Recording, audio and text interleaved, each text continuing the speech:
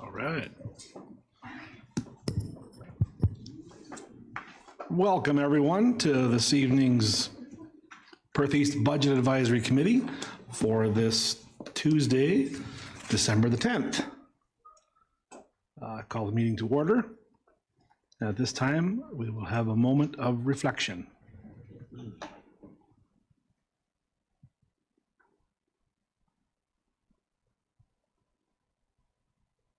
Thank you. Looking for confirmation of the agenda. We do have two additions that the clerk will explain. Okay, thanks, Chair Smith. So item number 7.3.4.6, which was line 61, road 140 to road 116. The report has been changed to line 61, road 121 and road 116. And then item 7.3.4.7, road 130, line 34 to Perth line 36 surface treatment. That one has also been amended. Those were sent out to council members yesterday, and then we'll get revised in the package and posted on the website. Thanks, Ashley. It's looking for confirmation of the agenda. Need a mover? Moved by Hugh, seconded by Rhonda. All in favor? Carried. Thank you. Thanks. All right, now consent agendas items. We have one. We have our advisory committee minutes of the November the 12th. That's the only item. Looking for a mover for those. Moved by Hugh, seconded by Jeremy. Any concerns, questions on the minutes? Seeing none, all in favor? Minutes are carried. Thank you. All right, now we can turn things over to Paula. Got a number of staff reports. Lots of different items, so 7.1 staff reports. Paula, the floor is yours. Thank you, Chair Smith. Before the Budget Advisory Committee tonight is the Reserve and Reserve Fund report, and this provides a continuity schedule for the reserves based on the draft budget as it stands tonight.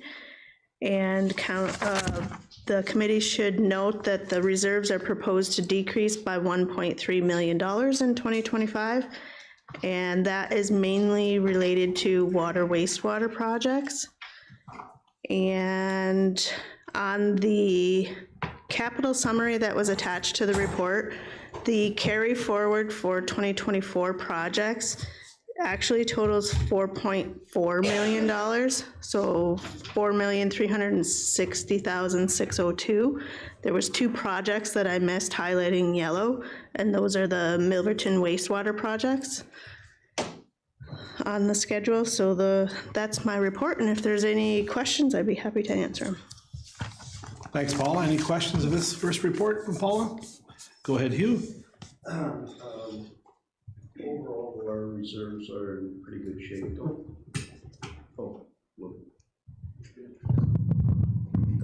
Yeah, overall, our reserves are in pretty good shape. We're not too far out on where we would like to be. Through Chair Smith, yes, thank you for the question. The reserves are in, I would say, a fairly good position. I would caution the committee that we are setting monies aside based on historical asset valuation, but we are updating them annually, and I am trying to be cognizant and increase those reserve transfers to reserves as well. Okay, you're doing a better job than they are in Wilmot. Thank you. Thanks, Paula. We're good. Any other questions, comments? Okay, looking for a mover for that report. Moved by Jeremy, seconded by Rhonda. I'll call the question. All in favor? That one's carried. Thank you. Next report, unfunded capital. Okay, so this next report is the status of the unfunded capital and long-term debt for the township. The 2025 budget for unfunded capital, the unfunded capital balance is down $96,000, and the borrowing limit for the township as it stands now is $3.3 million.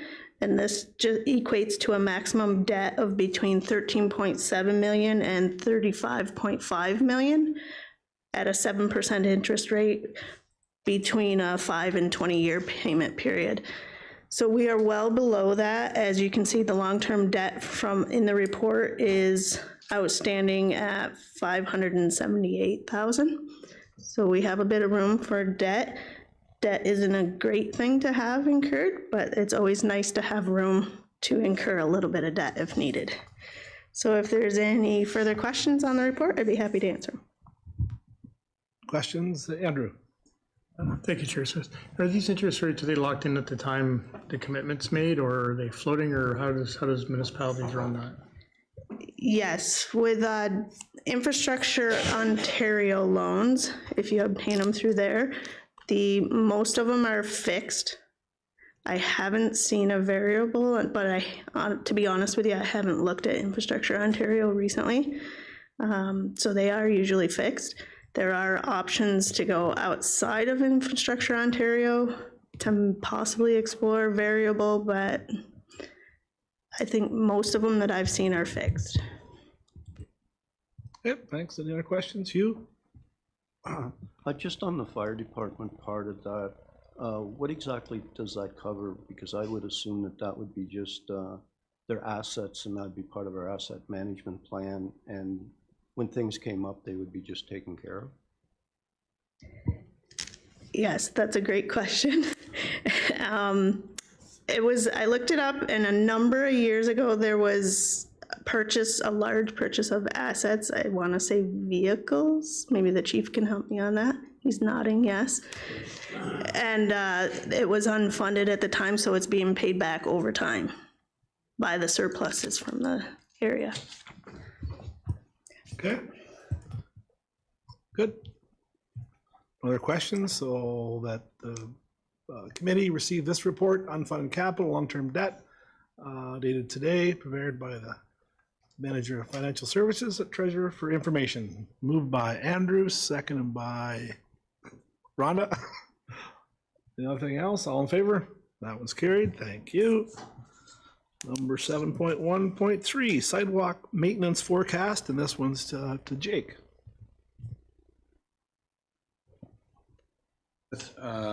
This report, you'll notice the forecast for the 5-year sidewalks are in the rest of the package with the other forecasts, but I just wanted to highlight this one given it came out of the budget visioning meeting this past summer.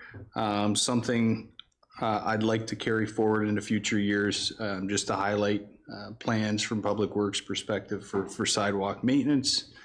If there are any questions, I will try and answer those. Thanks, Jake. Questions on this report? Hugh? Just there has to be more sidewalks than this in Shakespeare and Milverton. Are these the ones that you're highlighting are the ones that within the next, 5 years? And then all the other sidewalks you're considering are beyond the 5 years that you'd be looking at?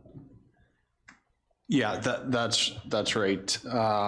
You know, obviously we'd like to stick to this forecast as best we can. Things will come up, conditions will change, but we've kind of taken a look at all of our sidewalks we have. We did a couple years back a sidewalk condition survey as well through a grant, and we had numbers associated with each section of sidewalk, and that was one of the factors that helped us determine the forecast here. So yes, anything that's not on this is planned for outside of that 5-year period. Thank you. Any other questions? Good. I'm glad this came up, in particular Maple Street here in Milverton. So obviously that street, as an example, is not set to be reconstructed in the next 10, I'm not sure the timeline, but that's kind of what you're basing it on as well. We don't want to have to, we don't want to put a street in and then rip up new sidewalks. For sure, that was one of the factors obviously we considered through putting this together.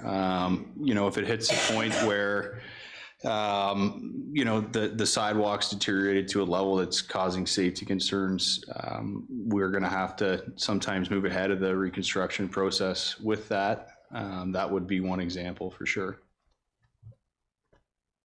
Good, thank you. Yep, go ahead, Andrew.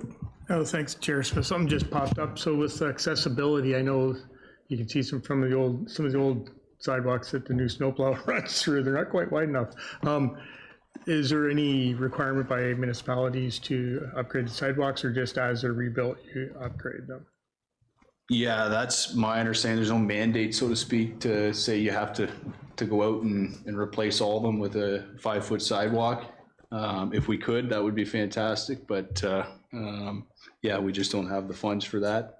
Part of the reason some of the sidewalks we picked was because they're maintained in the winter, and we run into ongoing maintenance issues with the machine ripping up grass, et cetera.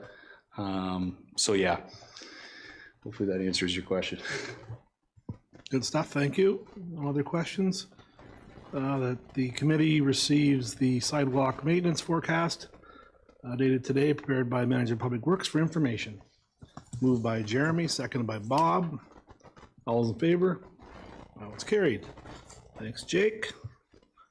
You have this next one as well, the 7.1.5, the waste diversion update. Thanks again, Chair Smith. As you know, the township hosted 2 yard waste collection days at the Line 61 shop. We did one in the spring and we did one in the fall. The first one, we had a turnout a little underwhelming. We had 36 participants there. I believe due in part to lack of advertising and word of mouth. It was pretty obvious when we did the fall day. We had a lot better turnout, folks talking about it in the community and just, you know, finding out about it through neighbors and such. But additionally, we did do a bit of more advertising. We used the show opportunities and we put it on the community event calendar as well, and it seemed to reach more.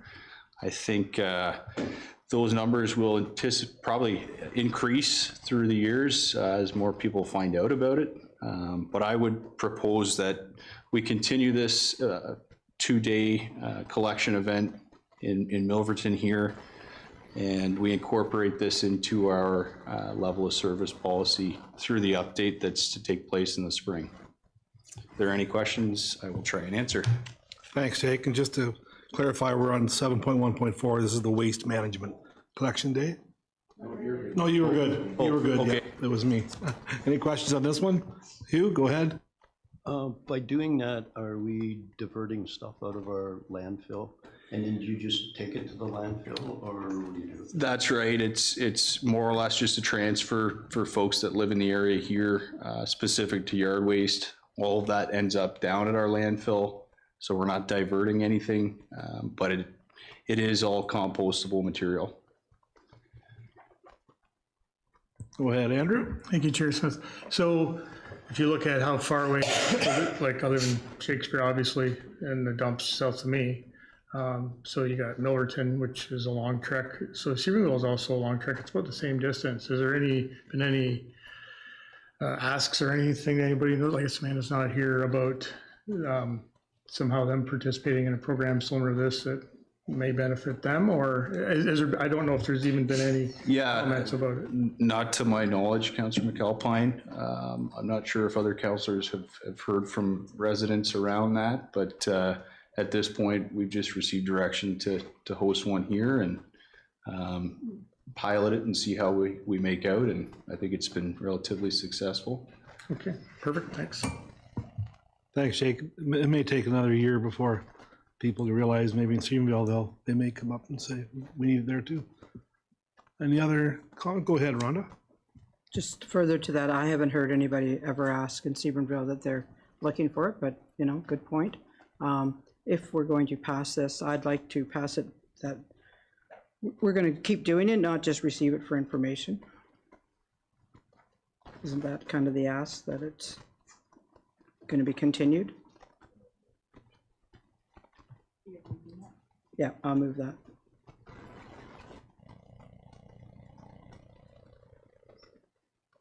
No other comments, questions on that? Go, Bob. Yeah, appreciate the report. I was interested to know how it turned out. I think, like anything, it's about communication, and I think the next report as well.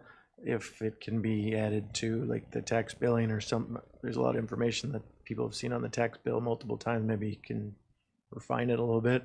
But I think this is an important thing that we could continue. I would be interested, I guess, to know where people are coming from, if you could ask them, or gauge where the, you know, the majority of people are from, or, you know, same with anything else. If there's uptake, can we track it? Just to try and answer that. So the first day there in the spring, I did attend. I wasn't able to make it to the fall event, but I asked all the residents that came through on that day, and each and every one of them was right from in a small radius here outside of Milverton. So not terribly surprising, but there didn't seem to be a lot that came from a distance. Okay. Nothing else? Mike, we're just finishing up the motion, and Rhonda, I'll read it again just to confirm that the Perth East Budget Advisory Committee received the report entitled Yard Waste Collection Day Analysis dated December 10th, prepared by the Manager of Public Works for information, and that the Yard Waste Collection Day continue in 2025 and be added to the level of service policy. Okay, that was moved by Rhonda. Do we have a seconder? Bob? Any other questions, comments? All in favor of that? That's carried, Now we'll go to 7.1.5, the waste diversion. Jake, go ahead. Thanks, Chair. The last report for me tonight is a bit of an update around our waste diversion. This too came from the budget visioning meeting in July. Just wanted to start by kind of highlighting what goes on currently at our landfill. There are a few diversion approaches that we're using down there now. One being electronics, another being scrap steel, and we also do tires as well. Some pretty significant diversion. It seems the numbers are increasing year over year. I think partly due to the setup we have down there now with the transfer station and bins dedicated for each. Just to provide council a bit of information around the numbers. So steel, this is just between 22 and 23. We brought in about $7,500 a year for scrap steel, and about for e-waste, anywhere between $750 and $1,000 over the course of a year. So not a bad little revenue stream there, and helps obviously divert some of these things from entering the landfill. Tires, we divert a ton of them. That process or program, we do not receive any funding or any revenue from, but it also does not cost us anything. So it's a good program that we offer down there as well. Some new waste diversion practices, I guess, I've looked at. I had a few conversations with some of the neighboring municipalities and Blue Water as well. The first one that seems to keep coming up would be mattresses and box springs.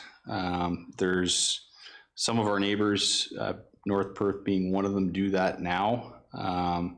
It's kind of a niche recycling process. There's only one major one in the area that does it, and they're out of Woodbridge in Toronto. So I've been having conversations with them to set that up or explore that anyway. But in that time, I actually talked to Blue Water, and they've suggested are going to be coming. They're going to be purchasing a crusher that could be suitable for dealing with mattresses and box springs. So that, it sounds like early in the new year, they'll have some answers on what that might look like. So I would suggest, in terms of moving forward with something, we would wait for mattresses and box springs to see what Blue Water could offer us potentially. The situation with Recyc mattress is not a cheap one. It's a costly process. You're looking anywhere between $16, $17 a unit. And then we actually have to ship them to the recycling facility as well. So whether council would, consider covering that cost through some process, or we'd look to put that cost of recycling onto the residents, that's something that would have to get discussed. My only concern with that is you may end up with a few more mattresses ending up in the ditches. It sounds like it's going fairly well at North Perth. But again, something new like that being introduced, it might just take some education for some of our residents here. So again, I would recommend we kind of wait out to see what Blue Water might be able to offer us locally. The next one I looked at was expanded polystyrene styrofoam. There is a company out of St. Thomas that does this, and it's basically any packaging that you would get that's kind of condensed styrofoam. It is fairly specific in the form of styrofoam that has to get recycled. It's basically the cost to recycle the styrofoam is based on how much of it that you're going to have. So it's hard to put a number to what that might cost for us without obviously knowing how much styrofoam we're getting currently. I think I would caution council a little bit around this process, just with how specific the type of styrofoam is that has to be accepted. It's specific number 6. So for example, I guess the styrofoam peanuts that you would get, or whatever you want to refer to them as, those would not be accepted. There's other styles of styrofoam that wouldn't be accepted either. And this can get, I think could get kind of time involved for some of our staff trying to sort through that. They can't have any tape in the styrofoam. So I would caution council a little bit around that, but perhaps over time, residents could be educated to use that service better. So lastly, with the styrofoam, I've been in some conversations with that company out of St. Thomas. We could explore doing a 1-year pilot program to see how that goes in Perth East. I would suggest we wouldn't go any more than that at this point, if council was willing to go there. And the last thing I wanted to touch on was just basically the promotion of waste diversion at our landfill and what we do now. I think I've heard from a couple of people that they're not aware of all the things we offer down there, like battery recycling, even e-waste. It's not terribly obvious, even through our website. I'd like to improve some of the marketing we do there, and perhaps even through our tax letters and such, we could incorporate some of that stuff, like you were touching on earlier, Councillor McMillan. So I think we can improve what's on our website and what we put out there to residents. So I'm hoping that will further educate people and hope that our current numbers of diversion go up over time. If there are any questions, I will do my best to answer. Thanks, Jake. Any questions? Committee members? Go ahead, Andrew. Thank you, Chair Smith. So it's not really diversion, but it kind of is. How are we doing with keeping non-residents out of there? I know the gatekeeper is very good at asking and keeping record. I'm just wondering, do you think that's succeeding, or is there any way to tell? Because that's a big deal, right? Especially get a contractor or something coming. Yeah, thanks for the question. Certainly do get folks that come through with the intent of dropping waste off. Both our landfill staff down there are quite good about dealing with people and directing them to the appropriate landfill. So I really don't think that happens a lot. Sometimes you got to take the word for some of the people that are coming and where they live, but we're pretty good about checking addresses and such and trying to push those people to where they should be going. Thank you. Anyone else? Go ahead, Bob. Yeah, given the life expectancy of the landfill, anything we can do to promote some diversion would be a real benefit for us in the long term. I'm not exactly sure how you do a little more promotion because it's hard to reach everybody, but I'll leave it with staff to find some ways to pique people's interest and read those inserts or additions to the website or whatever. But for sure, if we can continue to divert other things, I can see the weight for the styrofoam and the mattresses, but other regions, like I'm thinking of Waterloo, do have other programs that they use as well. I know that's based on scale, but if there's any opportunities to tap into other municipalities and continue to divert, that would be great. Thanks, Bob. Andrew? Thanks again, Chair Smith. No, it's a great point, actually, Councilor McMillan. What about, you ever thought about hitting up the Avalon Maintenance District School Board in our area and having the kids will spread the word to the parents, possibly some type of initiative that way might help, just a suggestion. Yeah, it's a good point, Councilor McAlpine. I have not had that thought to this point in time, but I do like the idea. Education starts young, so yeah, that's certainly something we can consider. We do it successfully with the fire group, so anyway, just a thought, thanks. Okay, thanks, Jake.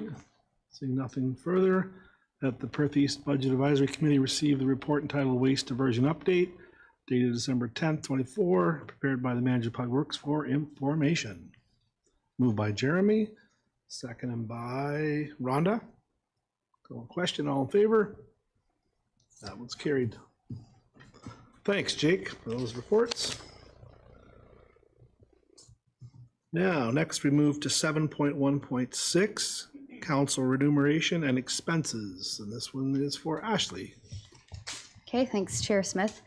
So this is a follow-up report to direction that staff received at the September 17th council meeting.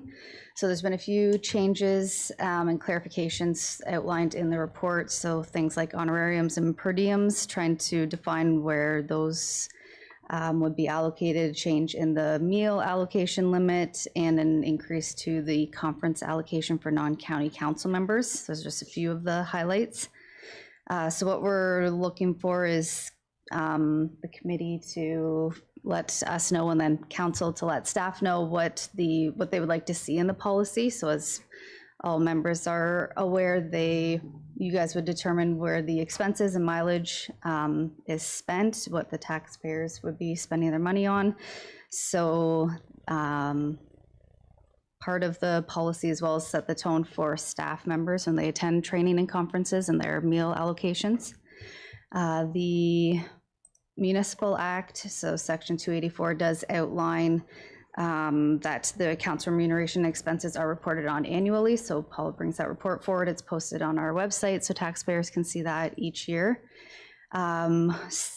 As staff, we don't have real authority to approve what council actually spends their expenses on. The policy is a guideline, but we are expecting councilors to police themselves when it comes to this. So sometimes staff can be in awkward positions if council members are at the same event and one member puts in a half-day per diem and the other one puts in a full-day per diem, those sorts of examples. So just to try to get some guidance for when the expense reports are submitted to staff. And then one thing that's not in the report, but if council members would like to receive status on their expenses throughout the year, that is something that staff can do, whether that's quarterly or semi-annual. We'd recommend that we put that through an internal procedure rather than right in the policy. So if there's timing on conferences when bookings of conferences are allocated, if it's tight in a policy that we need to give that information to council, and then the next week is when a conference registration allocation is, that would get missed in the report. So just a little bit of flexibility on the exact date. Other than that, most of the stuff's highlighted. The track changes are in the report, but we are looking for discussion, comments, questions. Okay, thanks, Ashley. Does anyone have any comments, questions on what's currently written here? Go ahead, Andrew. Thanks again, Chair Smith. So I'm looking at mileage just on our page 43, I believe it is. I'm guessing that's the final document or, sorry, right? So that's the final document. So Yes. is there any part of that that would cover, we might want to consider adding meeting with ratepayer? I don't personally put that in, but some might like to do that. It doesn't really, unless I'm mistaken, doesn't really seem to say that in there. I think I had like 7 travels last month, but I don't really put that in, but if everybody thinks that's a good idea, that might be something to add. Okay, is that kind of a consensus to add that one, what we need? Want discussion on that? I'm just not sure how it'll be vetted, but sorry, go ahead. Go ahead, Bob. I'm maybe not understanding, you're expecting to get paid if you're gonna meet with someone? Is that, you referring to your personal? A counselor meeting with a ratepayer, yeah. I see it in the mayor's log is Yeah. why I'm asking, so I'm just trying to make everybody the same, right? That's why I'm asking. Okay, just to, so I got my clarification, I'm not supportive of counselors being paid mileage to go rendezvous with someone. I think we're well compensated for what we do here. I'm well aware that Rhonda puts it on her mileage sheet and we've been fine with that. And I think the mayor's always treated it a little differently, but I'm not supportive of any change for any members of council to recoup costs. That's just one way of doing business. When phone calls and emails, I have people come to me, so I can go that way. I can go see them. It's just part of doing the job. So, in my opinion.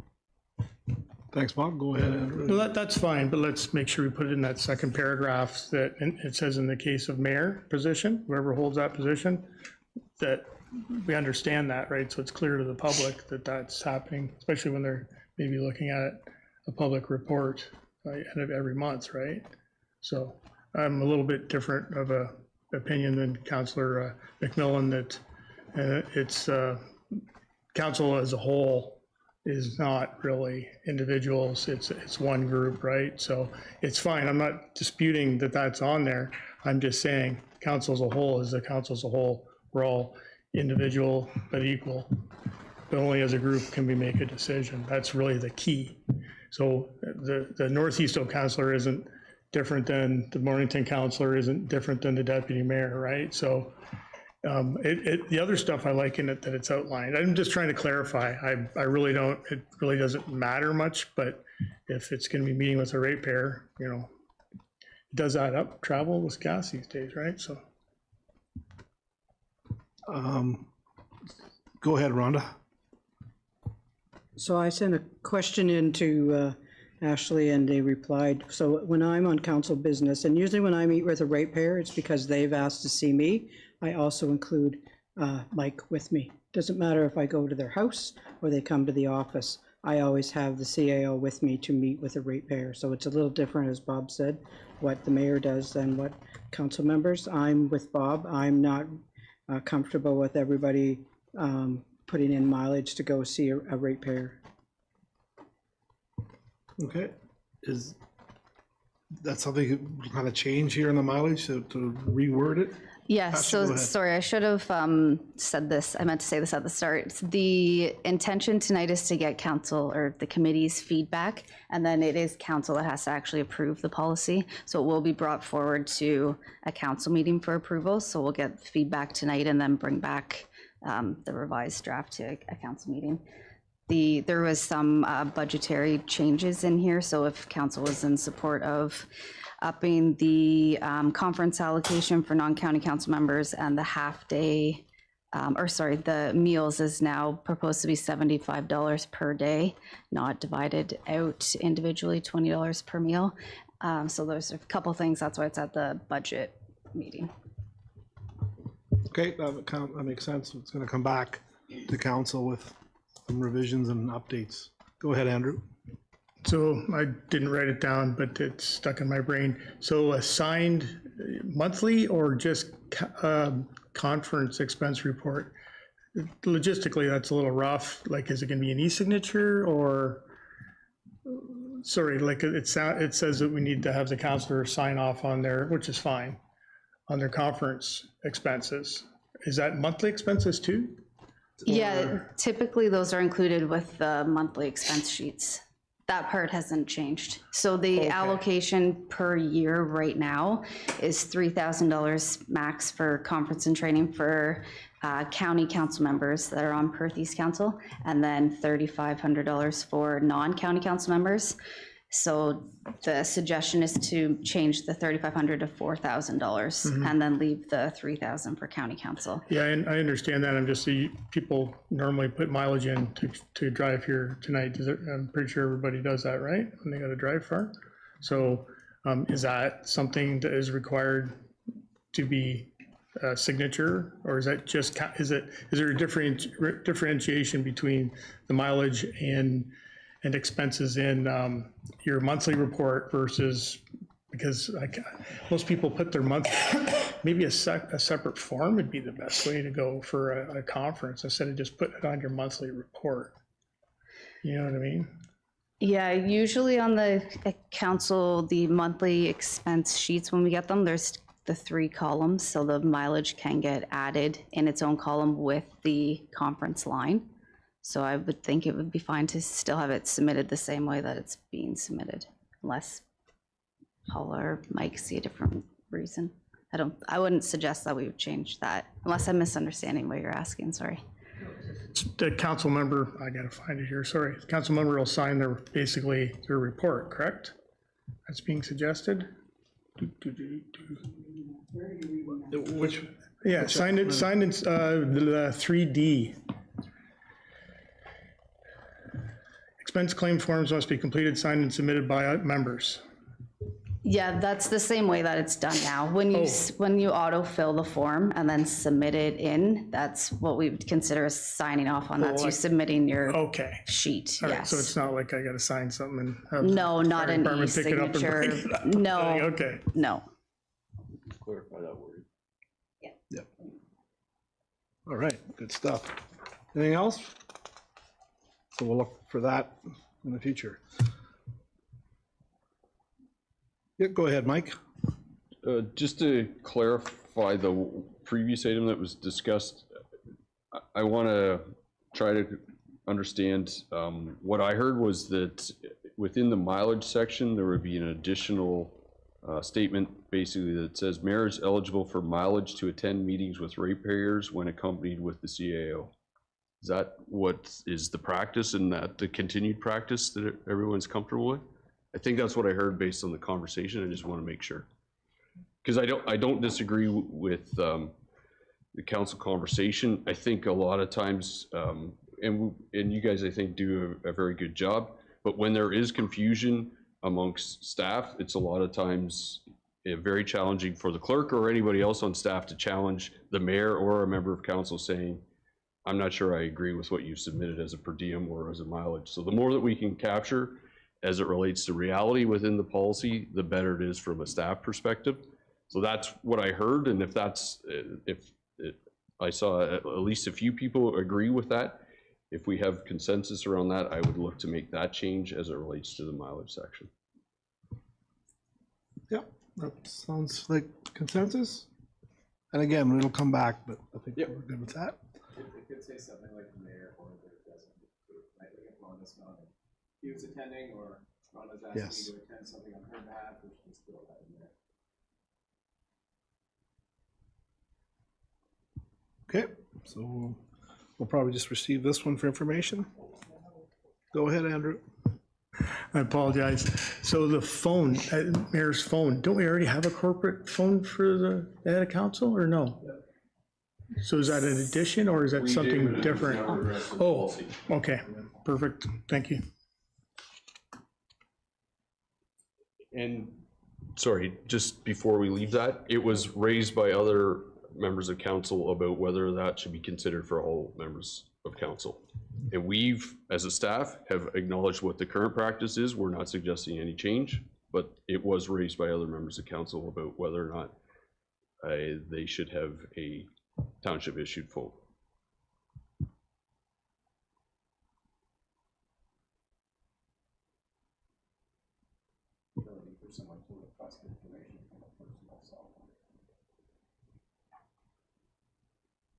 So I understand we're not changing that. Right, it's staying the same. Okay. Go ahead, Ashley.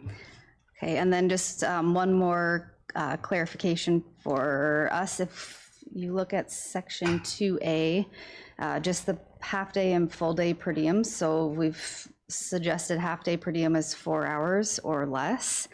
And just if we can get clarification, is that 4 hours that you're actually at the event, or 4 hours that includes travel time to the event and back, just so we can, just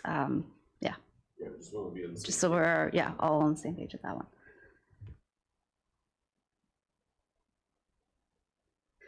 That's what we are seeking to get clarification on.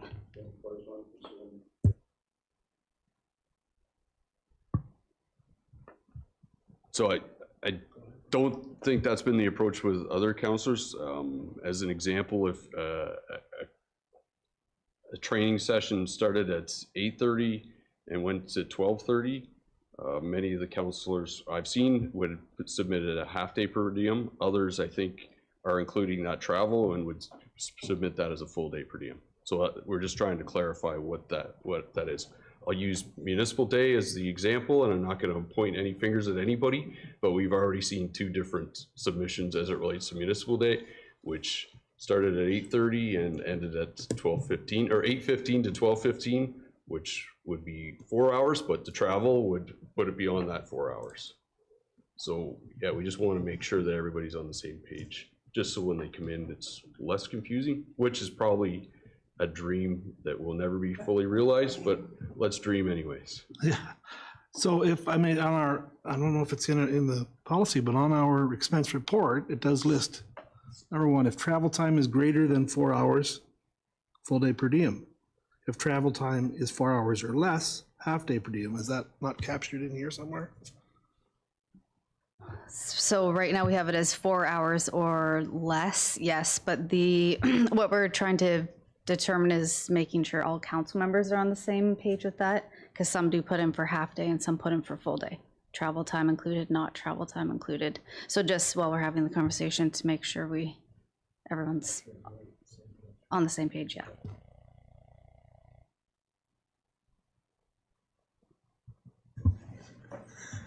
It looks like we're going to leave it as is. Right? We should all be on the same page. Rhonda, go ahead. But we're not all on the same page. So I hear what he was saying, but I'm getting paid mileage to go, and I've always looked at it that I'm only paid for the time I'm there. So if I'm only there if I'm at the conference from 8:30 to 12:30, I'm paid for half a day, because that's the time I'm there. I don't include my mileage back and forth, right? And what's to say somebody doesn't stand and talk to somebody for half an hour, for an hour after the conference, and therefore they get a day, even though the conference was over in less, or 4 hours or less. So I don't know, that's how I look at it. Unless you're going to, like, say, Toronto or Ottawa, then what provision do we have for that? Are you paid to travel? We're paid mileage, and we're paid half a day for a conference. I was thinking you have to include your travel time, because if you're going to London for a training course, traveling an hour and a quarter both ways with the seminar might be 3 hours. I'm gonna take a whole day off for that. Like, that's the ramifications for me. Yeah. And I get that. Like, so a year ago, I traveled to AMO, I went to London. It was way cheaper for me to travel back and forth than it was for the municipality to pay me to stay down there in a hotel, because I didn't charge for that. I charged I guess I charged a day, because I was down there at 8 in the morning, even though I left at 7, so I could be there at 8, and I didn't get home till 5 or 6 at night. So actually I was there more than a day. But I guess, you know, I see what you're saying. You have to take off work to get there.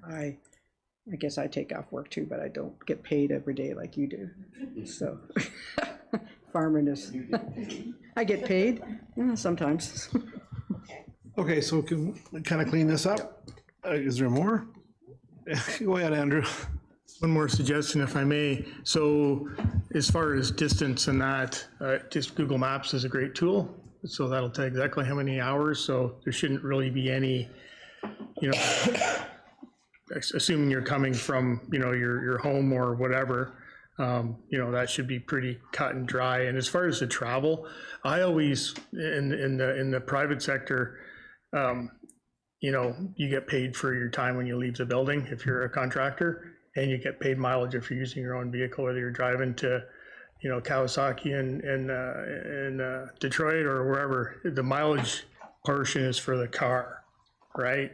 And the travel time is for your time that you're on company business, right? It is different, but it is easily figured out. So that's the way I understand the rest of the world works, is, yeah, I think that both are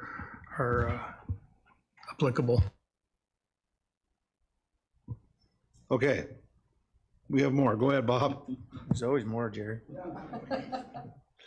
Well, given that it's professional development and training, I think the conference or workshop, if it's, you know, half a day, then you get paid half a day. I don't support including travel time. If you don't want to go because it's going to eat into your work day, then don't go. We're not here to milk the taxpayer for every dime. I think you can get some training on your own time online. If you don't want to travel to Toronto or Ottawa or London, there's multiple ways to have training. And so I think that the honesty factor needs to probably be spelled out here for some people. So if it's a workshop training and it's only for part of a day, that's all you're going to get paid for, and don't include any travel time. Okay, lots of comments around the table, so staff have taken all the notes. And we'll come back with something, and we probably won't get it right the first time, but the second time rather. This is the first time. Okay. Yep. So this, nothing else? So that Budget Committee received the report entitled Council Remuneration and Expenses dated December 10th, prepared by the Manager of Services Municipal Clerk for information tonight. Moved by Jeremy, seconded by Bob. Any more comments, questions? Good, all in favor? Carried. Get all done? Thanks. Thanks, everyone. It's good conversation. Number 7.1.7, this one's Mike, right? Mike and maybe Becky. Ontario CCTV grant. Who's taking this one? I'll start, and then I'll pass all the hard stuff over to Becky when we get to that point.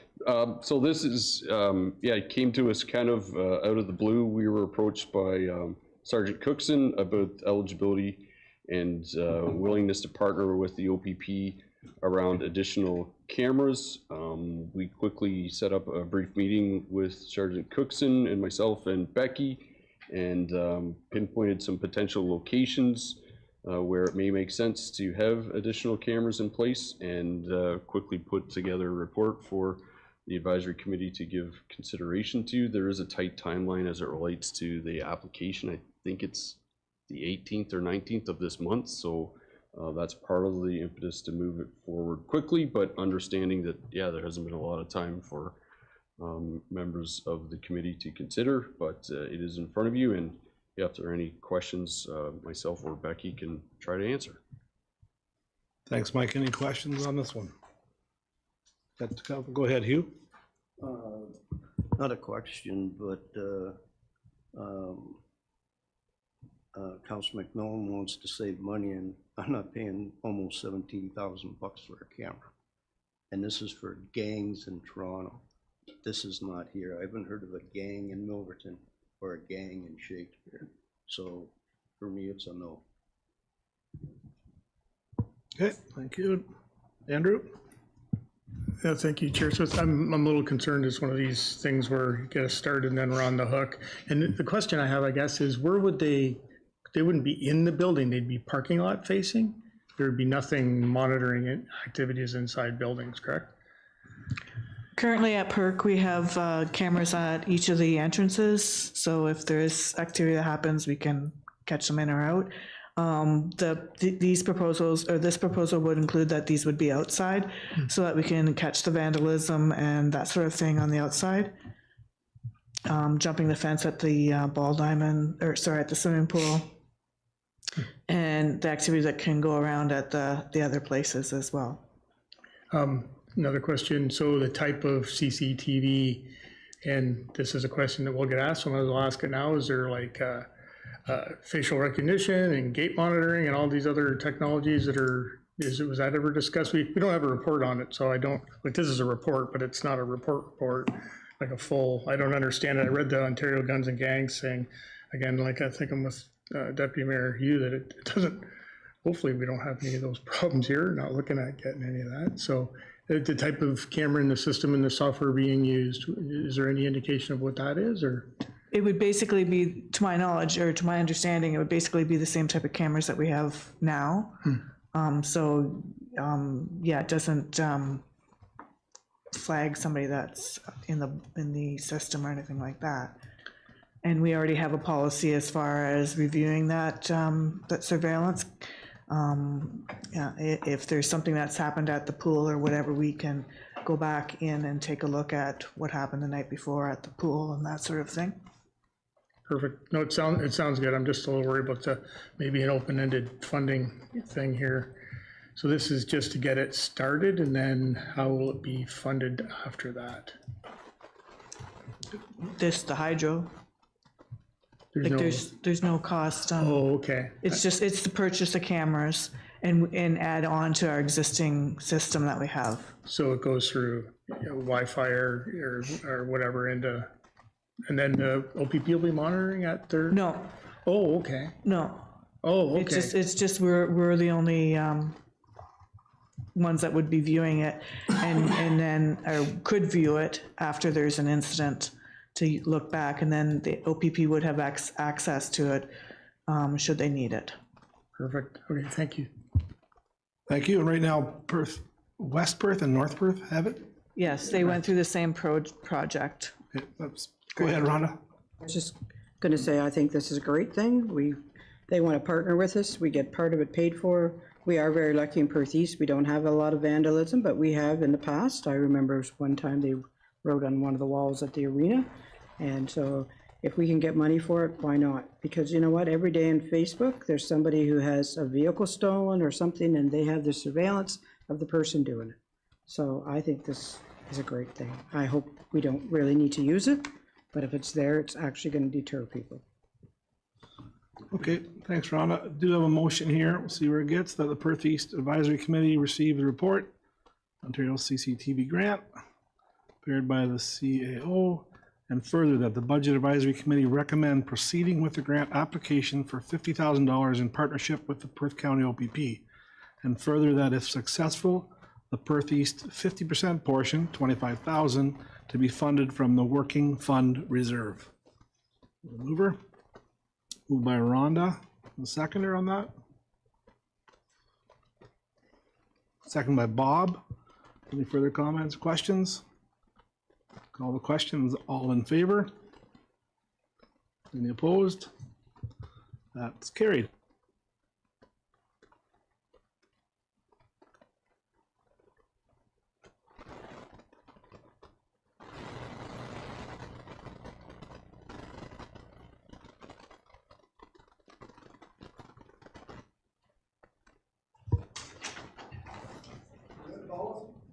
Whenever you're ready, Paula. Okay, thank you, Chair. So I'll just go through the slide deck for the capital budget for 2025 that's being proposed. If anyone has any questions, please stop me as I'm going through and we can address them then, or we can address them at the end, whatever you're comfortable with. So for the budget premise, the 2024 ending capital balances will be transferred to reserves or unfunded capital as previous practices. That is going to continue. The 2024 year-end surplus or deficit, that will be transferred to and from reserves pending council's direction once those numbers are known. And this is consistent with previous practice as well. There are separate project reports that have been included within the agenda tonight. They have not been prepared for the regular furniture and fixture items that are adjusted by CPI annually, as well as the 2024 carry forward projects have been included in this draft 2025 budget. So no submitted questions beforehand, so. Budget changes from the last Budget Committee meeting on November 12th. The library added in purchase of additional shelving, and this was in the amount of $3,475. So that'll increase expenses on the library side, as well as that will be funded from a transfer from the library corporate reserves. So there's a net impact of 0 to the levy.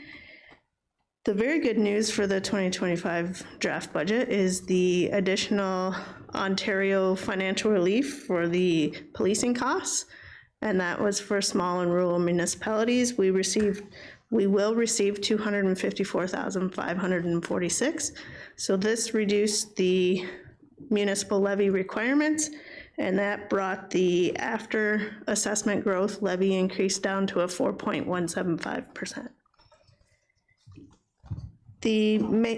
Sorry. Can you just remind us what the increase in the police budget was? It was an 18% increase, and it was 165,000. Okay, thanks.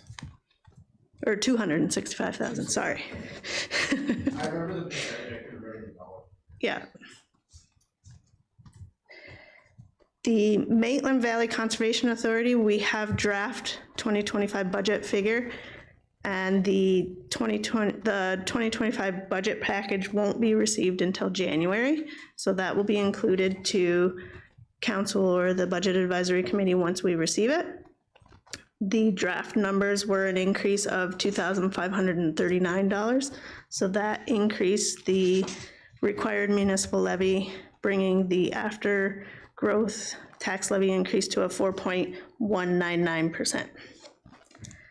Recreation added a new tumbling program at PERC, and that was an increase to revenue of $12,000 and an offsetting increase to expenses for a net impact of 0 to the levy. Donations and grants. Perth East Transportation has requested a replacement of the 2019 9-passenger bus in the amount of $155,000.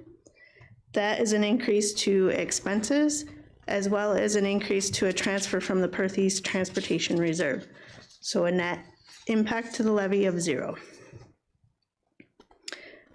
At the previous budget meeting on November 12th, the committee approved or requested that the request for the Northeast Hope School Playground donation of $10,000 be included in the budget. So that's an increase to expenses for the donation to the organization. And then there's also an increased transfer from the Community Investment Reserve. This also has a net impact of 0 to the levy. As well, at the previous budget meeting, it was requested to include the G2G Trail extension request. And that was a donation request in the amount of $6,000. So that increases the expenses, as well as increase a transfer from the Parkland Reserve for a net impact to the levy of 0%.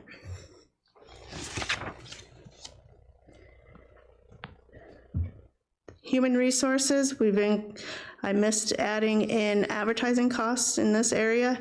So we've added advertising costs in the amount of $5,000, and those shouldn't have brackets around them. It's an increase to expense, as well as an increased requirement to the levy. So that changes the after assessment growth levy increase to a 4.199%. In review of the municipal write-offs for 2024, it was determined that they could remain at 2024 levels. So we removed the CPI increase of $7,297. So this decreased our requirement from the taxation, and that brings our after growth levy increase down to a 4.178%. Now the next change is a change to the capital that's being presented tonight that occurred after the agenda was prepared, and it's in the roads area, and this is based on the previous council meeting and that is the $10,000 increase to expenses for the improvements on line 67 for sightline improvements. And that will be offset by a transfer from the Public Works Reserve for a net levy impact of 0. So after all of those changes, we are at a 4.178% after growth levy increase. Yeah. Thanks, sorry, before you go too far, you're on a roll, I didn't want to interrupt. So the bus for Knoll Crest, I'm looking at the gas tax reserve from earlier and is that included in that number, that 280, or is that minus that? Is this 150 already been taken off of that? Yeah, it's included in that. So we currently have after the bus 280 in there? Yeah. Okay, perfect, thanks.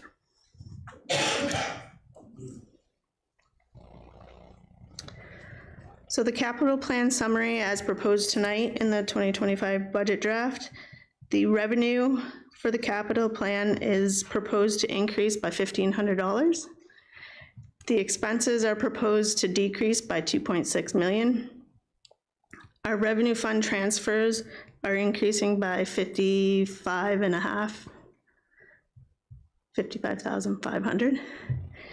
Reserve transfers are decreasing by 2.7 million, and our trust transfers are increasing by $7,500.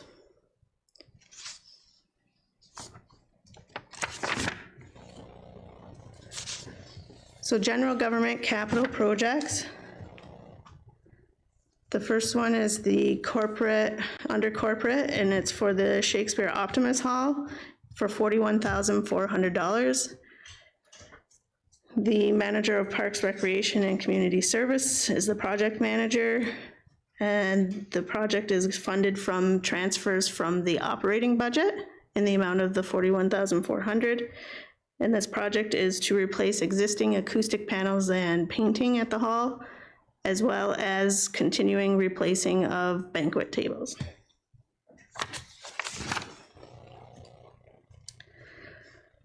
Corporate computer hardware, our annual replacement is proposed in the amount of $23,500, and that will be funded from the Information Technology Reserve.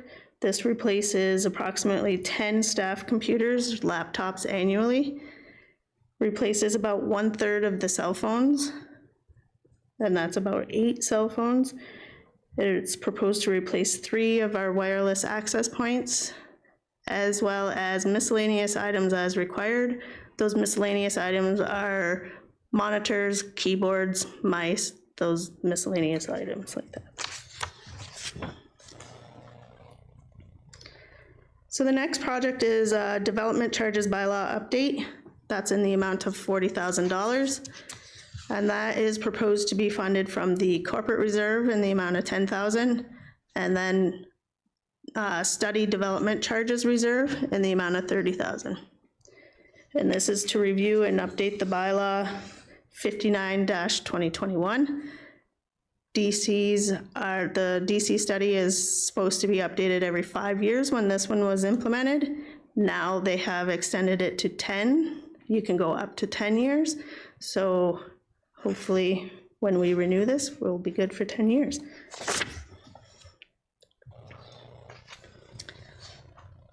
Corporate admin building flooring replacement. This is I would say a continuation kind of from 2024. We had a portion budgeted in 2024, and it's being proposed at $31,000 for 2025 to be funded from the admin property reserve, and it's to replace the carpet and trim in this building. And it's original to the building in 2000. So the next project is Clerk's Records Management Software in the amount of $150,000 to be funded from the Information Technology Reserve. And this will further streamline the digital storage and retrieval of our records, as well as providing a central repository. Staff will realize workflow efficiencies as well as savings from consolidating multiple programs into one.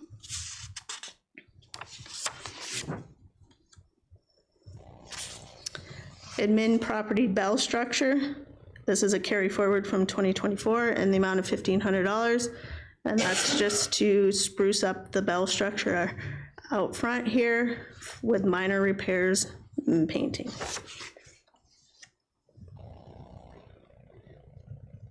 Information technology general projects being proposed in the budget at $58,195. This includes security system upgrades, MDR solution, as well as single sign-on integration. And the MDR solution is a managed detection and response solution.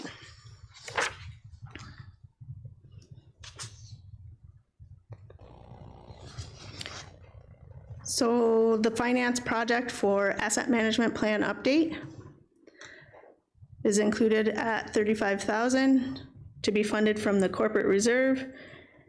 The asset management plans are required to be updated every 5 years, and our current asset management plan was last updated in 2020.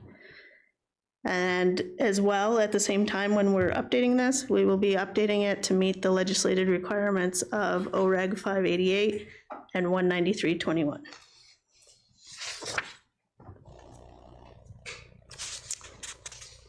So finance budget reporting software update. This is a continuation of our chart of accounts restructure. So our chart of accounts structure changed, so that means our budgeting and reporting software needs to be updated. So it's being proposed to fund the $70,000 project from the remaining modernization funding out of the corporate reserve at an estimated of $30,000 and $40,000 from the transfer from operating fund. And this will update the existing budgeting and reporting software to the new chart of accounts as stated before.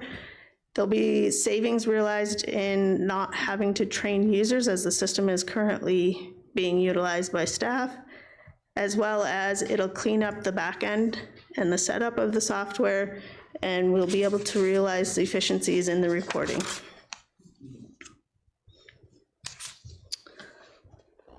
The next project is replacement of the 2 photocopiers in the admin building in the amount of $18,900, $17,649 to be funded from the corporate asset reserve, and $1,251 as a transfer from operating budget. The 2 admin building copiers, the leases are up in 2025, so it is being proposed to purchase versus leasing these machines, as the useful lives of the machines are longer than the typical lease terms. So we can find some savings there, as well as there is a inclusion of replacement of 3 existing office chairs for $1,900. On to recreation and culture capital projects. The Greenwood Park soccer pitch.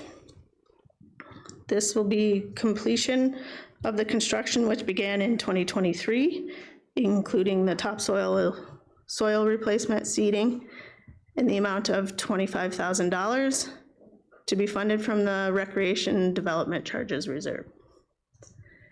Avon-Maitland District School Board will assume the maintenance responsibilities upon completion, and they will also manage the bookings of the site. Newton Park UV water treatment. This project is proposed at $5,000 and it's been included as a transfer from the operating budget. And this replaces the ultraviolet disinfection system for the park, and the system is currently experiencing an increase in repairs.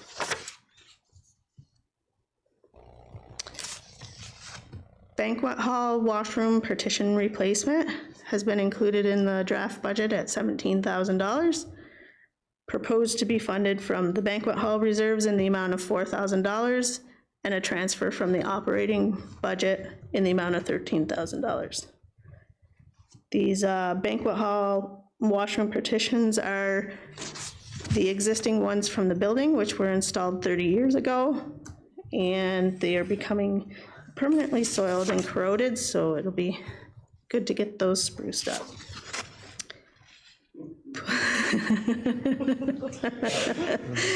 Pool robotic cleaner, vacuum, and replacement is proposed for $7,000, and that is a transfer from the operating budget to capital. And this will replace the existing pool vacuum, as that has reached the end of its useful life. And by replacing it with a robotic vacuum, it prevents staff from having to actually run the vacuum. It can be put in the pool and it runs, not requiring staff time. So the pool filtration system replacement, and these are for engineered drawings in the amount of $25,000 to be funded from the pool reserves in the amount of $11,251, and a transfer from the operating budget in the amount of $13,749. This project is preparation of specifications and drawings for the proposed tender release, and then it is proposed to replace the existing system that is 30 years old as well. Protection services. So for the fire stations, the furniture, fixtures, small equipment, and hydrants are proposed in the amount of $539,993, which $269,824 will come from the fire reserves, and $270,169 is included in the operating budget as a transfer to capital. The $539,000 breakdown is annual replacement of bunker gear in the amount of just under $36,000, replacement of fire hose for $12,500, miscellaneous equipment replacement of $28,000. There's capital improvements to the hydrants in the amount of $8,000. And then the big item is 1/2 of the self-contained breathing apparatus, the SCBA, in the amount of $465,000. This is 1/2. The $465,000 will be transferred to reserves to be used in 2026, when the remaining half of the SCBA will be brought forward in the budget for $465,000.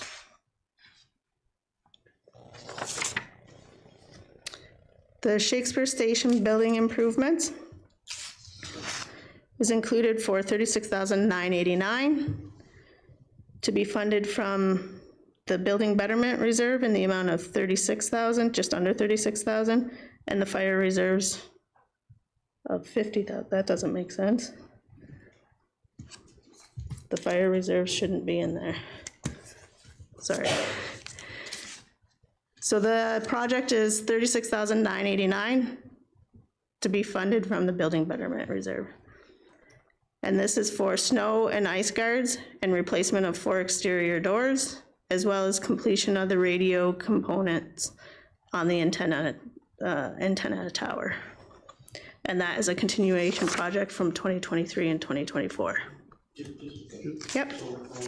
The tower, the total would be 50,000. No, 25,000 before and 25,000 this year. I want to say it was 50,000 for the 2 years before, and 25 this year. So 125. Because it was 2 years at 50 and then 25, right? I'm pretty sure.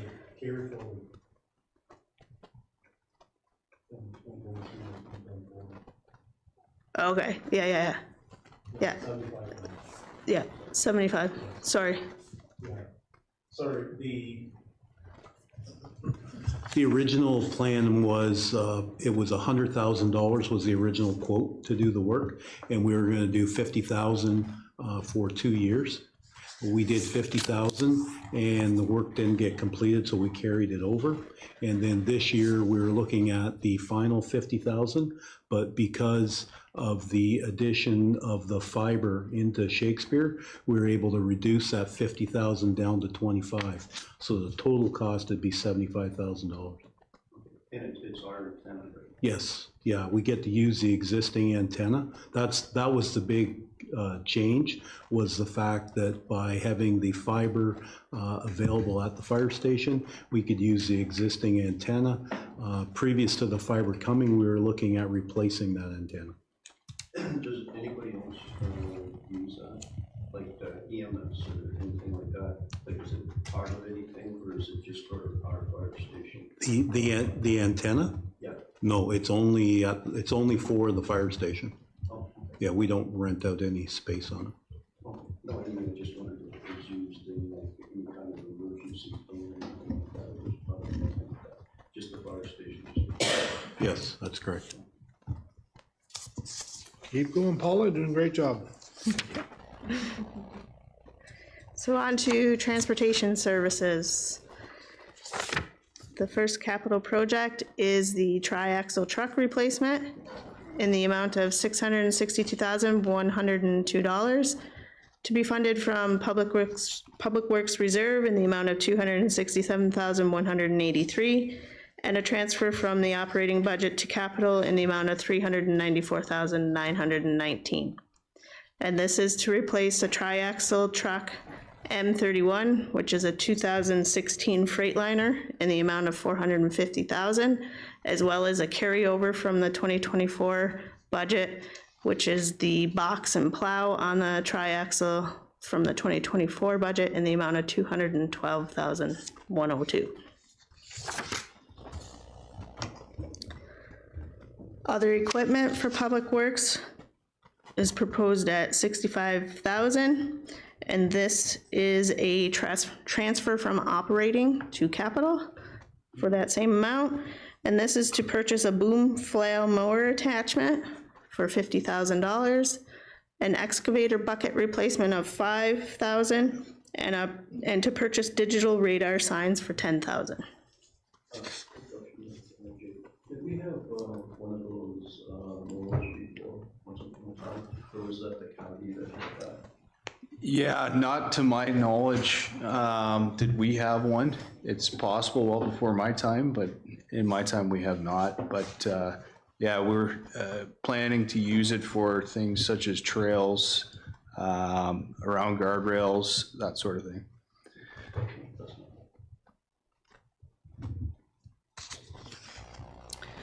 Okay, so the next project is Forest Road Guide Rail replacement in the amount of $50,000 to be funded from a transfer from the operating budget. This is replacement of guide rail on the south side of Forest Road, as well as installation of guide rail on the north side of Forest Road, and these are near McCarthy Lake. It's being proposed to replace with reinforced metal guide rail to improve the road safety. Line 61 road improvements, proposed at $210,000. And this is a transfer from operating budget. And this is a hot mix overlay on line 61 between Perth Road 121 and Road 116. Road 130 reconstruction in the amount of $380,000 to be funded from the Canada Community Building Fund, CCBF, which the committee will note that that's the former federal gas tax. And this is cold in place recycling of the existing asphalt structure and a hot mix overlay. It's proposed to piggyback with the County of Perth as they are planning to reconstruct Road 130 in the same area.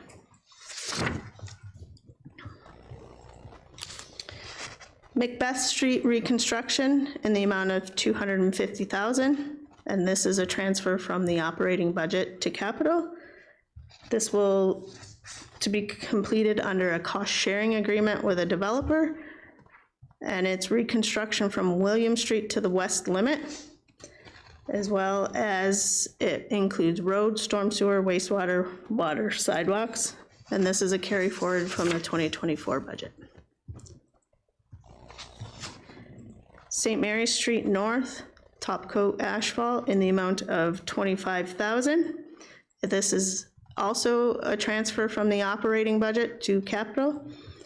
It's surface coat of asphalt to complete the 2024 road reconstruction project, and that is from Mill Street East to Fulton Street. Pacific Avenue, top coat asphalt in the amount of $65,000, a transfer to be funded from a transfer from the operating budget. And this is the top coat from Mill Street East to CPR Drive, and it completes the 2023 road reconstruction project. Whaley Avenue, top coat asphalt in the amount of $60,000 to be funded from a transfer from the operating budget. And this is top coat of Whaley Avenue from Fulton Street to CPR Drive, and it completes the 2024 road reconstruction project. Fulton Street top coat asphalt in the amount of $195,000 to be funded from a transfer from the operating fund. And this is surface course asphalt from Main Street North to St. Mary's Street North in the amount of $70,000.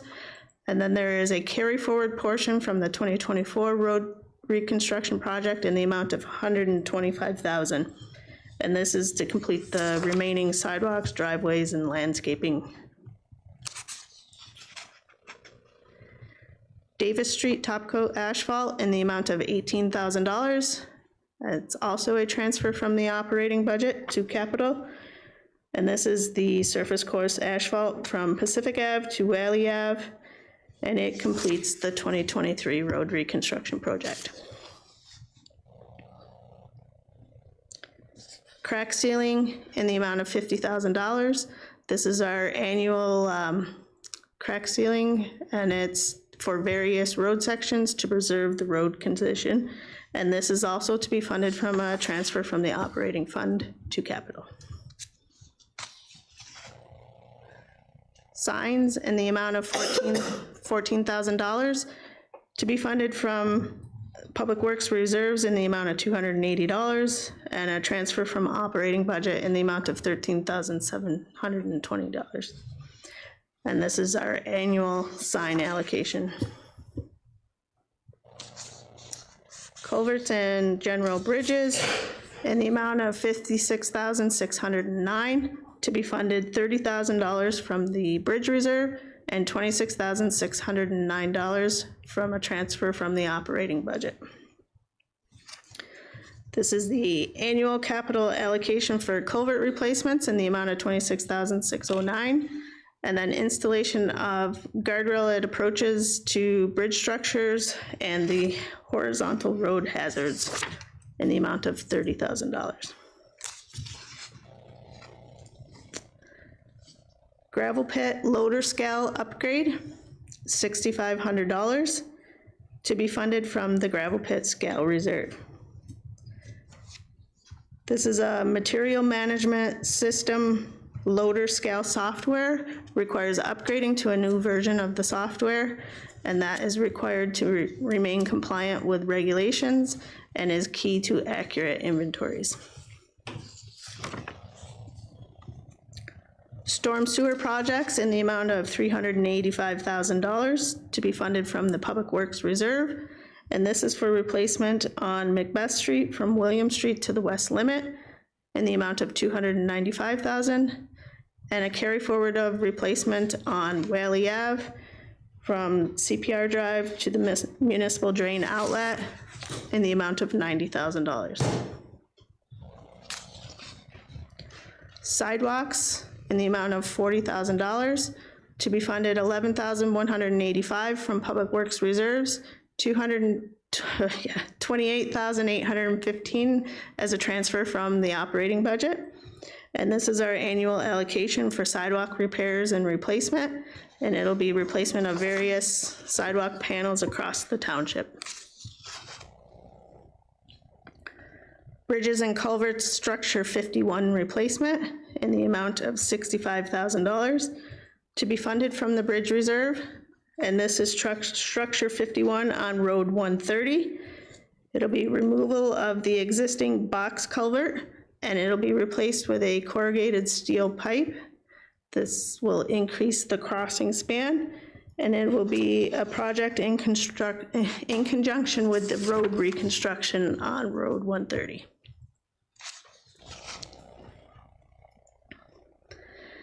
Bridge and culvert structure 56 repairs in the amount of $312,000. This is to be funded from the Ontario Community Infrastructure Fund, formula-based, so the OCIF funding.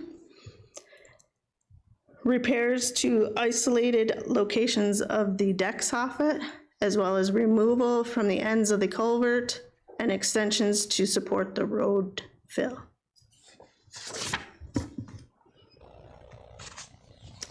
Bridge and Culverts Road 116 Boundary Road Rehabilitation, $15,000 to be funded from the Bridge Reserve. Bridge number 1420 is a Boundary Bridge with Township of Wellesley, and it'll be shared 50-50. It's located on Road 116, just south of line 61, and is a carry forward from 2024. General Environment and Health. The landfill, Southeast Hope landfill expansion in the amount of $40,000 to be funded from the landfill asset reserve. And this is a continuation of activities to expand the landfill.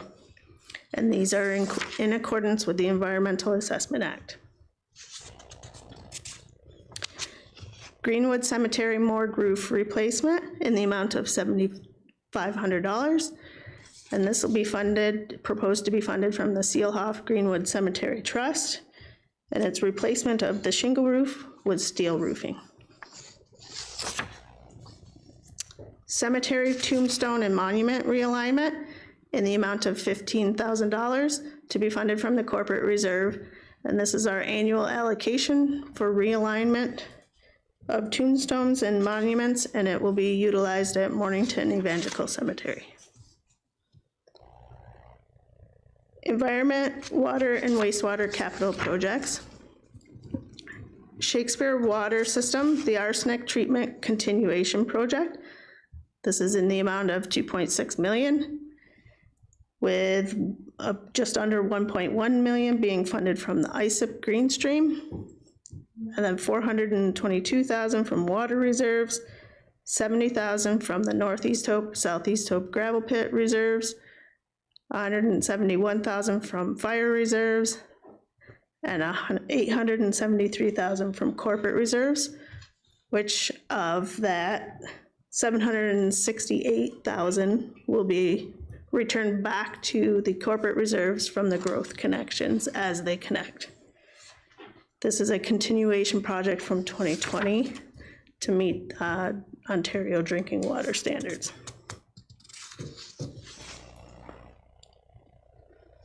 Water System Master Plan in the amount of $33,500 to be funded from Water Development Charges Reserve.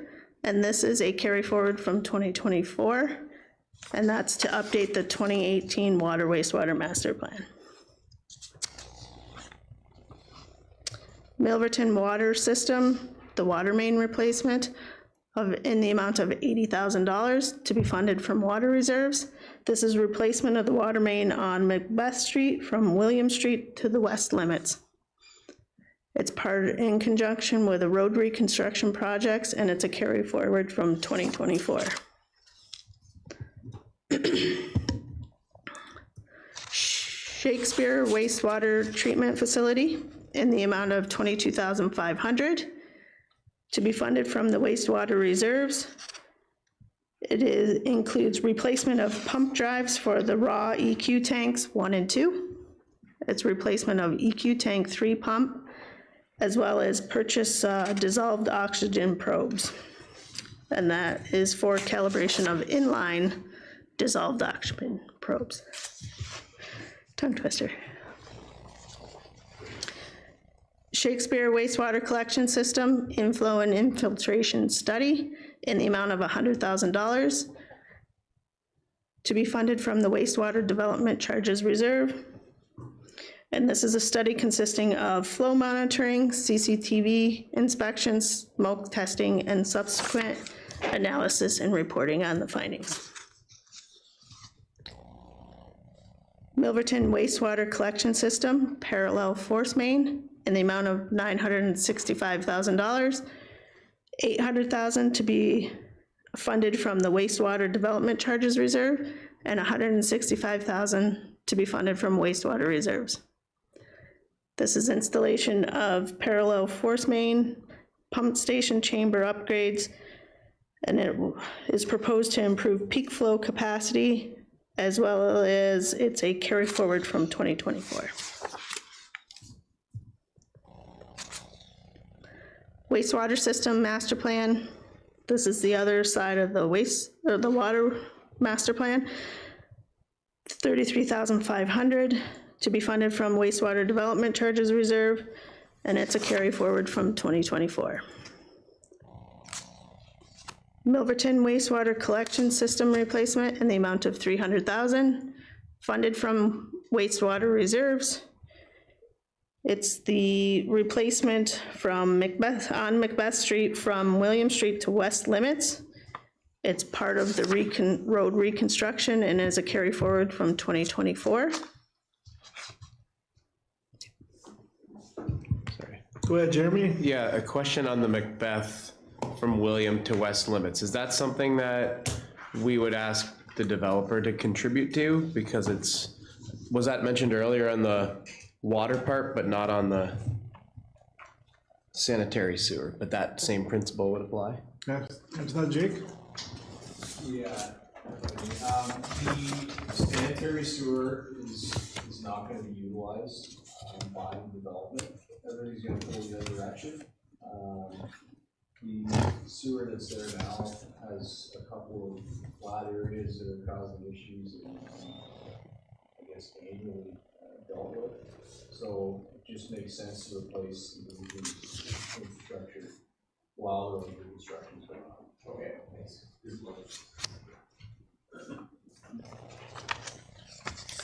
Okay, that gets us through the projects that are being proposed in the 2025 draft budget.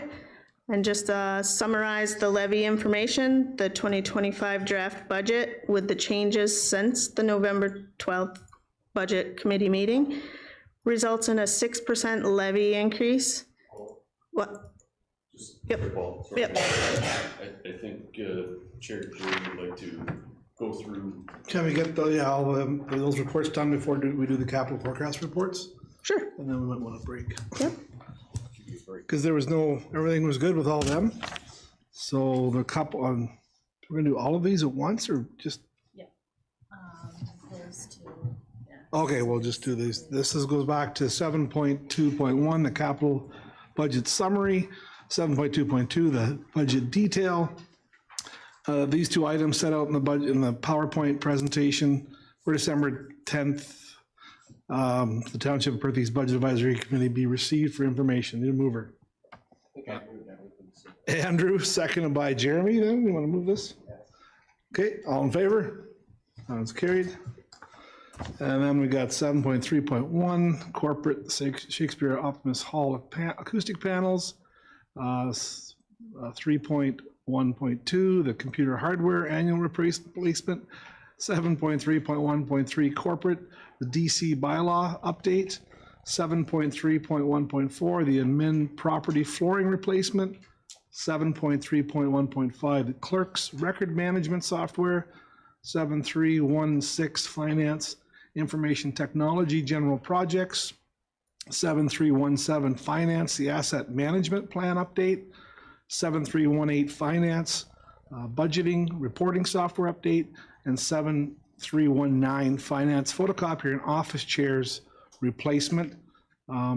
Set out in general government under department capital project reports for December 10th. The Budget Advisory Committee meeting be received for information. Moved by Rhonda, seconded by Hugh. All in favor?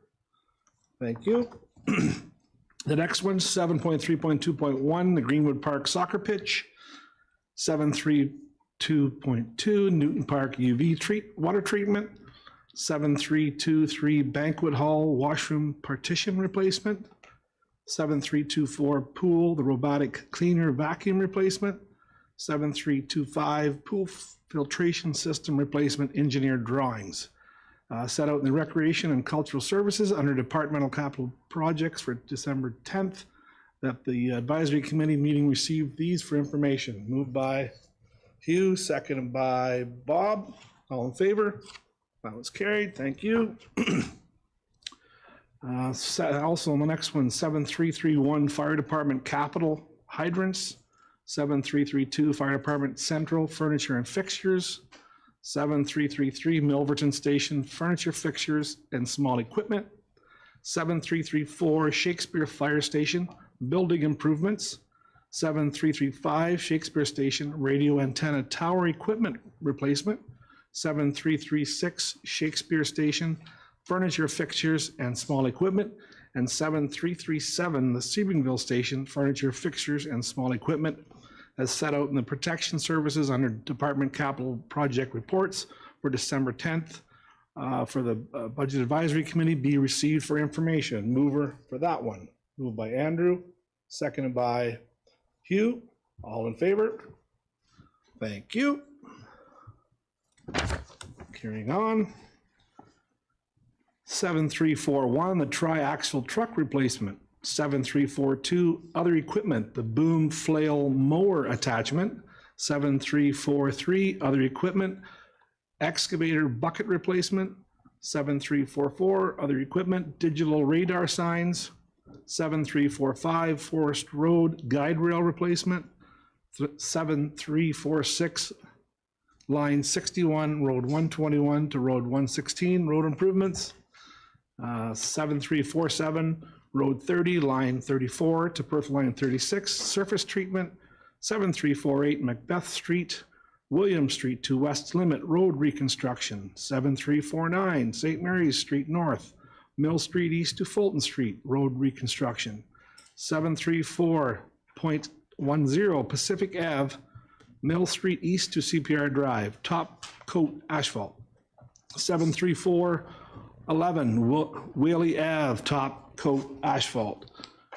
73412 Fulton Street, top coat asphalt. 73413 Davis Street reconstruction, Pacific Ave to Whaley Ave. 73414 crack ceiling. 73415 signs. 73416 culverts. 73417 gravel pit loader scale upgrade. 73418 storm sewer, Macbeth Street, William Street to West Limit road reconstruction. 73419 sidewalks. 73420 structure 51 on road 130 replacement. 73421 structure 56 on road 122 replacement. 73422 bridge 1420 road 116 boundary bridge rehabilitation. And then all those items as set out in the Transportation Services under Department Capital Project Reports for the December 10th for the Budget Committee meeting be received for information. Need a mover for that. Hugh, seconded by Rhonda. All in favor? That one's carried. Landfill expansion continuation 7.3.5.1. As set out in the Environment Waste Services under the Department Capital Project Reports for December 10th. The Township Perth East Budget Advisory Committee received for information. Moved by Andrew, seconded by Bob. All in favor? That was carried. Thank you. 7.3.61, Greenwood Cemetery morgue replacement, roof replacement. 7362, the Mornington Evangelical Cemetery and / tombstone and monument realigning. Those two items is set out in the Health and Culture Services under the Department Capital Project Reports for December 10th. For the Township Northeast Budget Advisory Committee, be received for information. Need a mover for that one. Moved by Jeremy, seconded by Rhonda. All in favor? That one's carried. 7.3.71, the Shakespeare Water System, arsenic project continuation. The 7.3.7.2, the Water Systems Master Plan. 7.3.7.3, Macbeth Street, William to West Limit, the water main installation. Those three items under the Environment Water Services, under Department Capital Project Reports for December 10th, be received by the committee. Need a mover, moved by Hugh, seconded by Bob. All in favor? Carried. Last one for this round, again under Environment Wastewater Services, 7.3.8.1, Shakespeare Water Treatment Facility. 7.3.8.2, the Shakespeare wastewater for the first one as well. Shakespeare Wastewater Collection System, Inflow and Infiltration Study. The 7.3.8.3, Milverton Wastewater Collection System, Parallel Force Main. 7.3.8.4, Wastewater Systems Master Plan. And 7.3.8.5, Macbeth Street, William Street to West Limit, sanitary sewer installation. Those 5 items set out in the Environment Wastewater Services under the Capital Project Reports for December 10th. For the Township of Perthes Budget Advisory Committee be received for information. Moved by Jeremy, seconded by Bob. All in favor? Those are carried. All right, how are we doing?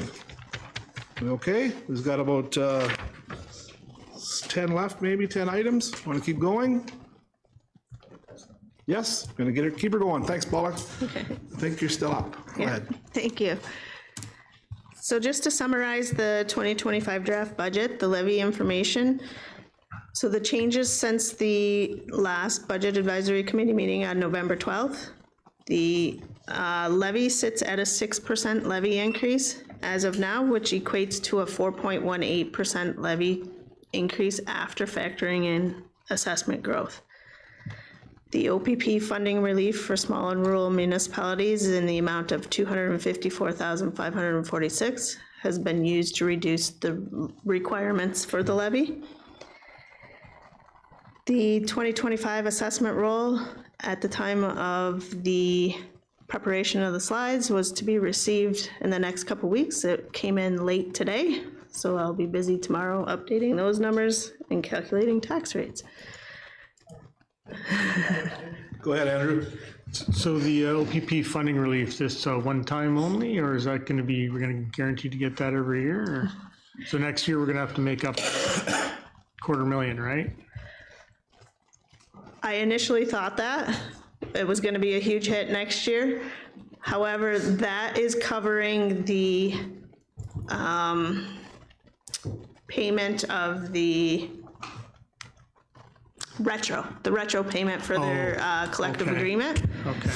And I think it's back to normal So that was a increases. big lump of it was a retro payment. Okay. Yeah, Thank so you. the next time they renegotiate collective, we'll have a big increase probably.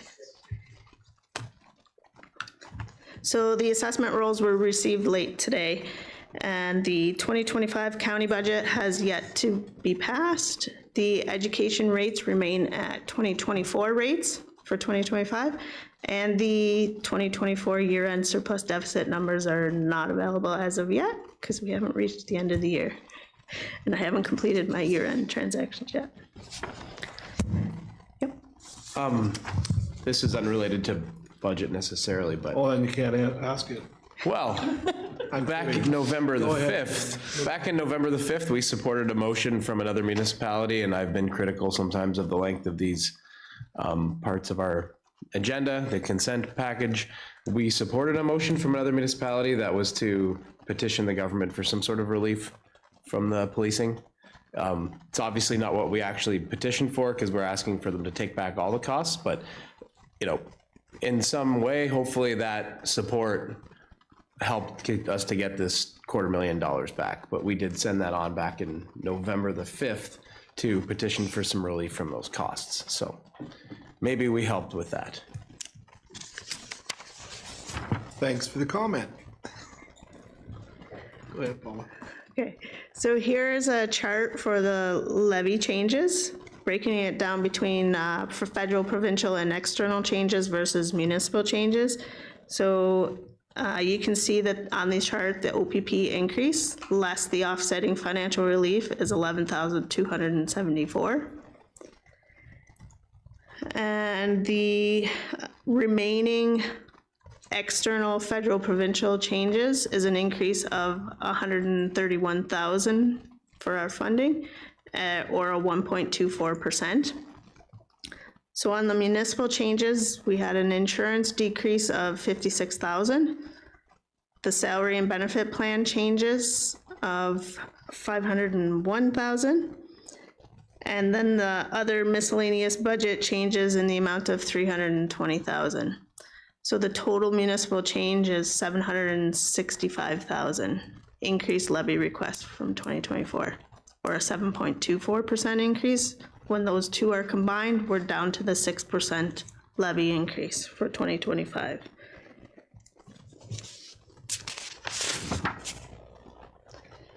So just to break down, to give the committee an idea of what this is equating to. So when looking at $1,000 worth of assessment compared to last year's charges, tax rates, the residential would be an increase, and this is just for the Perth East portion of the taxes.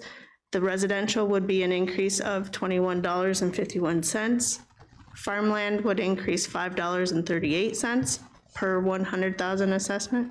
Commercial would increase $26.83, and industrial would increase $42.37.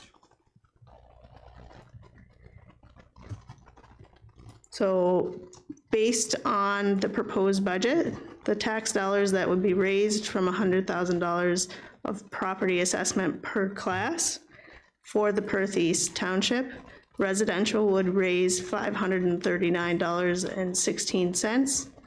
Farmland would be $134.79. Commercial would be $672.27, and industrial $1,061.71. So this is what a typical single-family home would look like in comparison to 2024 taxes. 2025 Perth East share of the average assessed home at $321,000 would be $1,731. In comparison to the 2024 assessment on a $319,000 assessed home is $1,651. So that's a change of $80 or 4.85%, or a weekly $1.53. Standard industrial change would be the assessments have remained the same in this class. So for 2025, it would be $4,841 compared to $4,648 for a change of $193, which is a 4.15% increase, or a weekly increase of $3.72. A typical farmhouse equates to a $41 increase comparing 25 to 24, or a 4.13%, or an 80 cents increase on a weekly basis. So typical farmland, the average assessment for 2025 is a 1.5 million compared to an average assessment in 2024 of 1.4 million. So the Perth East share for 2025 is $2,060 compared to 2024's Perth East share of $1,875, which is a difference of $185, or 9.87%, equates to a weekly increase of $3.56. Small retail commercial, the assessments remain the same. from 24 to 25. This is average assessments. And Perth East share for 2025 equates to a $1,358 compared to the 2024 of $1,304, a $54 increase, or 4.14%, equates to $1.04 on a weekly basis. So what benefits do you get from your township tax dollars? There's various services that are provided. There's emergency services, fire and police. You have access 24/7, 365 days a year, and there's 3 fire stations. There's 550 kilometers of road, which includes road maintenance, including grading, roadside mowing, spraying, street sweeping, as well as snow plowing and winter road maintenance. 21 kilometers of sidewalk, and that includes maintenance and winter clearing in core areas. There's 43 bridges and 63 culverts. There's animal control, property standards, bylaw control, street lights, waste management, landfill site, arena recreational facilities, an outdoor swimming pool, 10 parks, playgrounds, and athletic fields, walking paths and trails, as well as a library. So here's a comparison of what the proposed 2025 Perth East taxes on an average residential assessment of $321,000. And the Perth East portion would be $1,731. The food, an annual food bill is anticipated at just under $17,000. House insurance, just under $1,100. Heat and hydro, $3,000. Basic internet, just under $1,000. Gas and insurance from one compact vehicle, $4,300. And income tax on $56,726 of household earnings is $7,500. CPP pension plan payments, $3,200. Employment insurance payments, just under $1,000. And then a basic cell phone plan is $696. That just gives you an idea of comparison to everyday costs to what your property tax are costing. And the best part, the end. We've reached the checkered flags for tonight. Thanks very much, Paul. Those last few slides are great, not just for council, but for our ratepayers as well. That's great information that people can see where their dollars are going. Good stuff. Where are we next? I know we've got the 10 items for the, right? 10 items for the building or the forecasts. No questions on them. Okay. Do we have to receive Paula's first, or is that later, what Paula just presented? We're good there? Okay. So this is for the capital forecast reports. Again, they're in our package.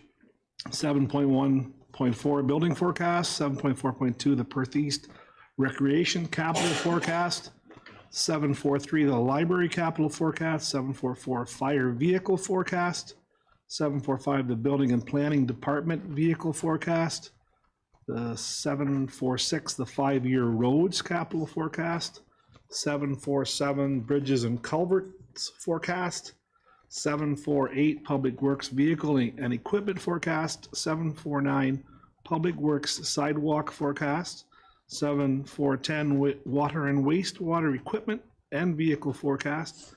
So those 10 items set out under capital forecast reports for December 10th, 2024, Township of Perth East Budget Advisory Committee be received for information. Moved by Andrew, seconded by Hugh. All in favor? Carried, thank you. We've got 2 items of correspondence. The Upper Thames draft budget, spoke a little bit about that, Paula did. And then it's 8.2, the Perth East Transportation Knollcrest replacement of the 2018 9-passenger budget bus, which was also in Paula's report. Okay. So This is for the first one, the Township of Perth East Budget Advisory Committee received the Upper Thames River Conservation Authority 2025 draft budget dated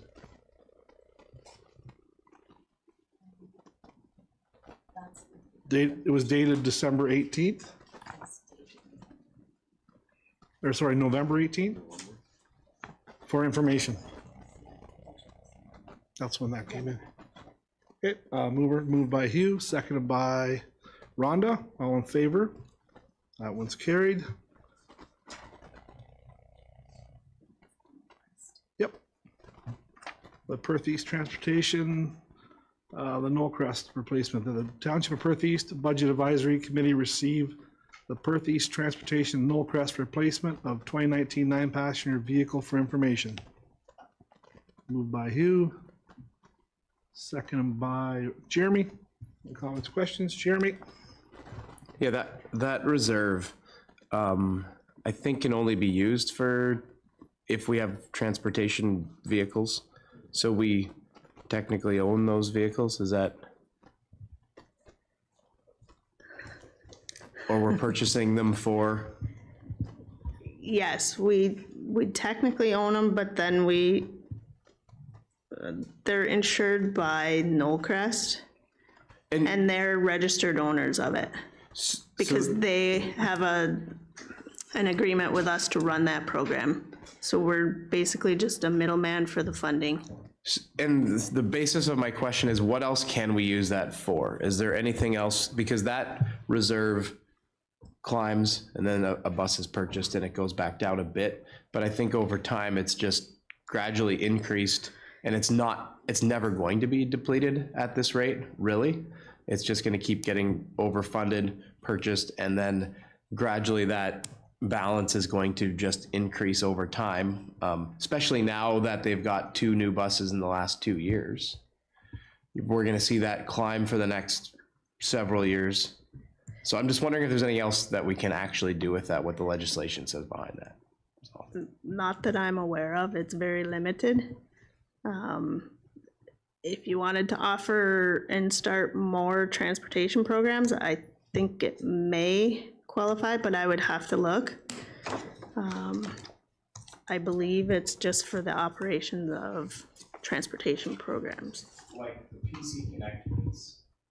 Eventually, if we have to fund that, and the money comes from here, I guess is where Who wants to, you have a question there? Sorry, that needs answered? No, if I guess if the money had to come from somewhere for the piece, but you're saying it's been killed out, so. Okay. And I guess with the price of buses over the years, the next one they need to buy will be double this, more than likely. The next one is Yes, and these last 2 that have been replaced last year, or this year in 2024 and proposed in 2025, are ones that came due during COVID and were postponed because of the ridership wasn't there, they couldn't be out, so they postponed them. Okay, thanks. Oh, we need, so it's been moved, sorry, thanks. Actually moved by Hugh, seconded by Jeremy. All in favor? That's carried, thank you.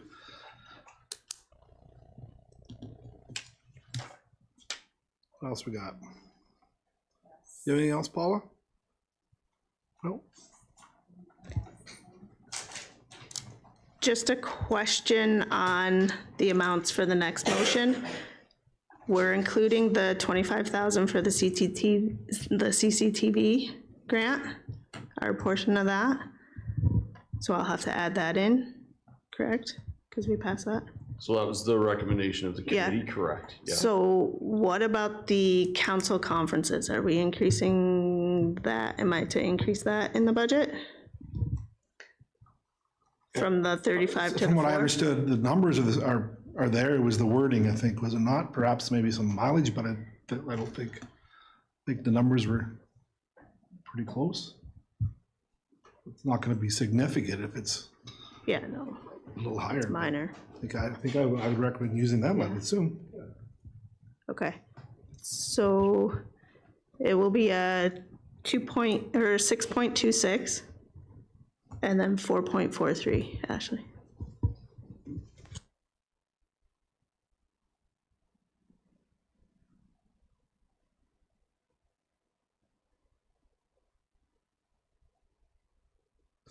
So the motion I have here, a budget directive, that the draft budget reviewed at the December 10th, 2024 Township of Perth East Budget Advisory Committee meeting result in a levy increase of 6.26% before assessment growth and 4.43% after assessment growth. Looking for a mover here. Moved by Hughes, seconded by Rhonda. Any more comments and questions? I'll call the motion. All in favor? That's carried. Thanks, Hugh.